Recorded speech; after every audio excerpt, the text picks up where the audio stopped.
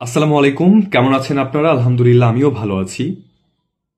বাঙালি জাতি, আবেগপ্রবণ জাতি, আর এই মায়ার শহর ঢাকাতে হাজারো হাজারো হাজারো জুনায়েদ রয়েছে আজকের এই জুনায়েদের মতো। আমি খুব ছোট্ট একটি ঘটনা বলতে চাই। আজকের যে জুনায়েদ, এরকম জুনায়েদের সঙ্গে আমাদের প্রায়ই দেখা হয়, আমরা হয়তো মনে রাখি না। সেই জুনায়েদরাও কিন্তু আমাদের চোখ ভেজায়, আমাদের অন্তরকে কম্পিত করে। তাদের জন্য আমাদের সহযোগিতার হাত বাড়িয়ে দিতে হয়, মন চায়। ধরুন আপনার পকেটে আছে 100 টাকা, জুনায়েতের মতো জুনায়েত আসলো 5 জন, আপনি কিন্তু 10 10 50 দিয়ে দিবেন, কারণ তারা জুনায়েদ। ঠিক আছে, আমি খুব ছোট্ট একটা ঘটনা বলতে চাই।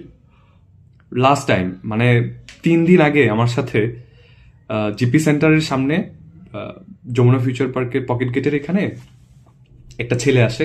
একটা ছেলে এসে বলে যে তার বাবা অসুস্থ, ওইটার জন্য টাকা লাগবে, আর ও খায়নি। সন্ধ্যার পরে পরে আমার সাথে ওর দেখা, তখনও খাওয়া দাওয়া করেনি। তো আমি ওকে ডাক দিলাম, ডাক দিয়ে জিজ্ঞেস করলাম যে কি ব্যাপার, কি আসে বিষয়। ওর মা নেই, ওর বাবা অসুস্থ, পঙ্গু, লিভার সিরোসিস ওর বাবার, এরকম বলল। বলে আমার সাথে চলেন ঢাকা মেডিকেলে, আমি আপনাকে আমার বাবাকে দেখাবো।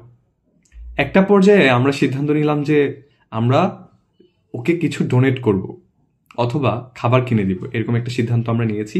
এবং ওর বাবার চিকিৎসা যাতে হয় সেটার ব্যবস্থা করারও চেষ্টা করব আমরা। বিভিন্ন উপায়ে আমরা সেটা চেষ্টা করতেই পারি। তো তখন একজন সিনিয়র সিটিজেন আসলেন, উনি এসে বললেন, ভাই কোনো সমস্যা? বললাম না। ওকে দেখে বলল, এই ছেলেকে কি করতে চান আপনি? আমি বললাম যে এই ব্যাপার। তখন উনি বললেন, ওর সাথে আমার 5 6 বার দেখা, ওকে আমি 5 6 বার সহযোগিতা করেছি এবং বলেছি ওর বাবাকে দিয়ে যেন আমাকে ফোন দেওয়ানো হয়, আমি ওর বাবাকে সহযোগিতা করব, ওর বাবার যত চিকিৎসার খরচ আছে সব আমি দিব। কিন্তু ও যোগাযোগ করেনি। একটা পর্যায়ে আমরা ওকে খুব জোর করে ধরি এবং জিজ্ঞেস করি যে আসল ঘটনা কি। এক পর্যায়ে ও স্বীকার করে ও আসলে সত্য না, ও মিথ্যা, ও প্রকৃতপক্ষে মিথ্যা। ওর মতো হাজারো শিশুকে মিথ্যা বলানো হচ্ছে, ওর মতো শত শত শিশুকে মিথ্যা বলতে বাধ্য করা হচ্ছে।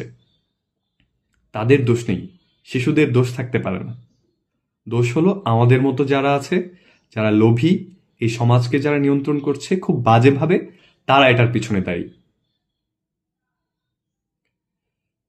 তো মানে আমার মেসেজটা হলো যে তাদেরকে ডিটেক্ট করে তাদেরকে আইনের আওতায় আনা, তাদের বিচার হওয়া, তাহলেই কিন্তু জুনায়েদরা বেঁচে যাবে। জুনায়েদকে যারা সহযোগিতা করছে তারা তো তার অবস্থান দেখেই সহযোগিতা করছে। কারোর দান কখনো বৃথা যাবে না, ঠিক আছে? কিন্তু কিন্তু জুনায়েদদের কি হবে? এই শিশুটার কি হবে? মিথ্যার মধ্যে কেন সে বড় হয়ে উঠবে? কেন বেড়ে উঠবে সে? আশা করি যারা সুশীল আছেন তারা এই ব্যাপারগুলো দেখবেন, সুযোগ থাকলে, যাদের সুযোগ আছে তারা দেখবেন। ধন্যবাদ সবাইকে ভিডিওটি দেখার জন্য।